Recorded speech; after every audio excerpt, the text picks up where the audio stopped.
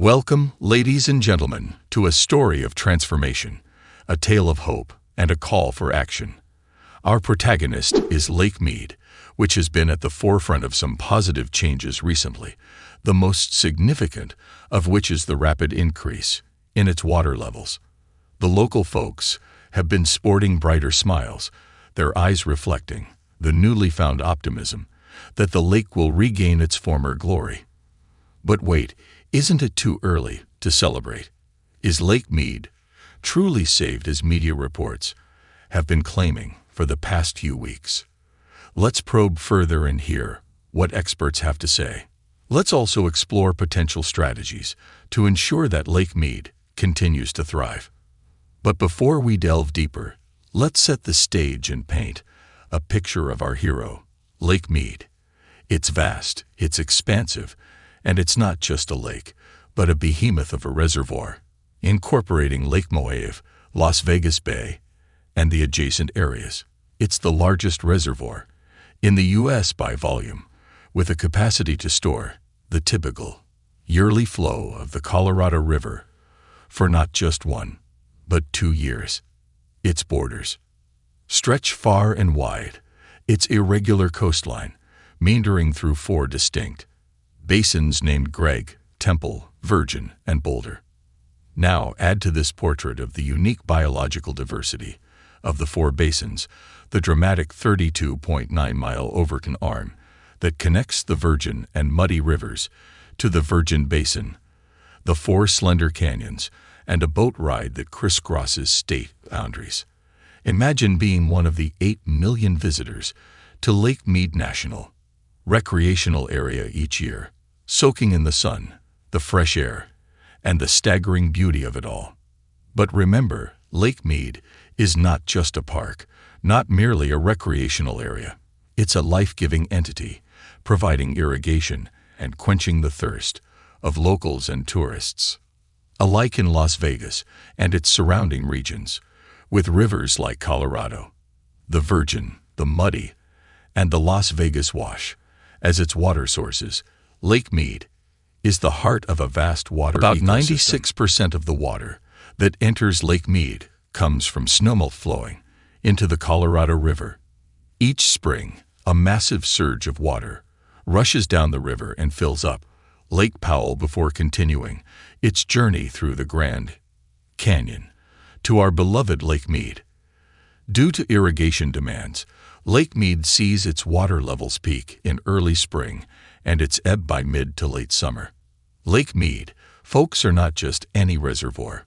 It's a vital water supply for about 40 million people, native tribes, national parks, and a significant contributor to agricultural irrigation.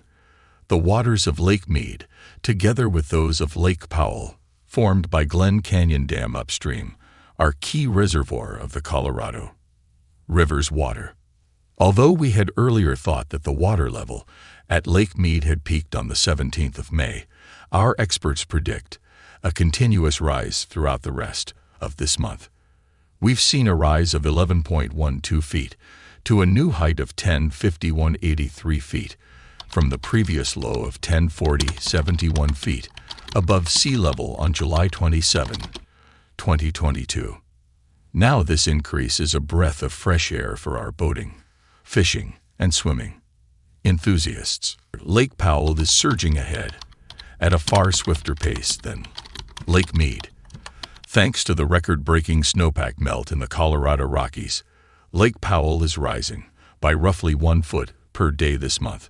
Since it hit rock bottom on April 13th, it's increased by more than 20 feet, and this month alone, by approximately 15 feet. Keeping in line with these changes, we've seen an unusually high inflow of water into Lake Powell, a level akin to what we witnessed back in the spring and summer of 1983.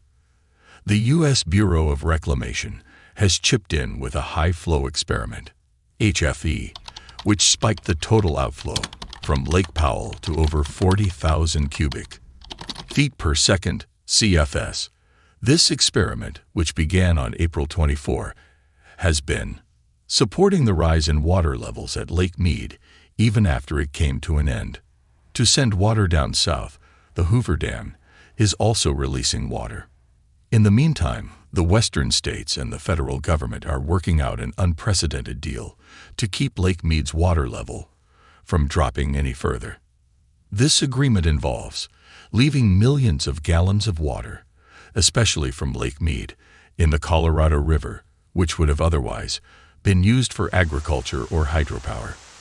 As a reward for these voluntary water reductions, the federal government is offering no less than $1 billion in subsidies. Months of intense discussion have been centered on tackling the persistent drought and water loss in Colorado River system. Under this proposed deal, approximately 10% of the state's typical water allotment, equivalent to 3 million acre-feet of water, will be left in Lake Mead over the next 4 years. There are still obstacles to overcome, including the participation of the upper basin states and compensation for water reduction, which could make coming to an agreement on specifics with the federal government challenging. However, thanks to the rainy winter and above-average snowfall, states have been able to raise Lake Mead's water level. The proposed deal is aimed at promoting conservation efforts and reducing water consumption by farms, towns, and tribes in exchange for government funds. We have high-ranking officials leading critical conversations about water usage agreements between cities, tribes, and the federal government. These agreements offer flexibility for farms and towns to adjust their water usage during drought situations. However, Lake Mead is still far from being fully restored, and it took 7 years to refill after the last drought in the 1930s. The Southwest population growth makes it even more challenging to bring the lake to a healthy level. The recent inflow from Lake Powell provides some relief, but we need several years of similar weather patterns to replenish the reservoirs. Continued efforts are necessary to combat persistent water shortages and preserve our lakes. Long-term solutions require a comprehensive approach to water management, considering measures like desalination and water conservation. However, these solutions come with challenges and significant costs. Public opinion varies on proposals such as draining Lake Powell to store its water in Lake Mead. Experts emphasize the need for water conservation and reducing usage in irrigated agriculture. Practical solutions like monitoring agricultural land and exploring desalination and conservation techniques can be effective. Urban water conservation also plays a crucial role. Reaching a consensus on these issues remains a challenge, and the search for a feasible plan continues. Share your thoughts on rehabilitating Lake Mead, and stay tuned for more conversations on uncovered history.